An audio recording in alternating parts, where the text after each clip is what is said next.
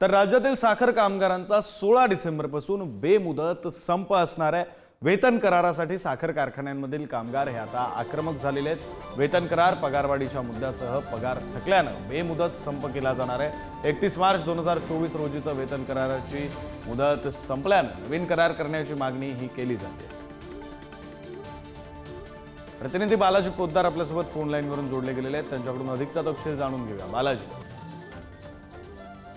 राज्यात हंगाम सुरू असतानाच कामगारांनी संपाचा इशारा दिलाय। खरं तर दर 3 वर्षांनी कामगार आणि साखर कारखानदार आणि सरकार यामध्ये एक करार होतो आणि त्यानुसार याच्या वेतनवाढीचे निश्चिती होते। मात्र गेल्या काही वर्षात हा करार 3 वर्षापासून 5 वर्षावर करण्यात आला आणि 5 वर्षाचा करार संपल्यानंतर सुद्धा आणखी त्याला मुदतवाढ देण्यात येते, लवकर करार करण्यात येत नाही। त्यामुळे कामगार या सगळ्या वेतनवाढीपासून वंचित राहतात आणि साखर कारखानदार आणि सरकार याकडे दुर्लक्ष करत असल्यामुळे आता हा संपाचा इशारा देण्यात आलेला आहे।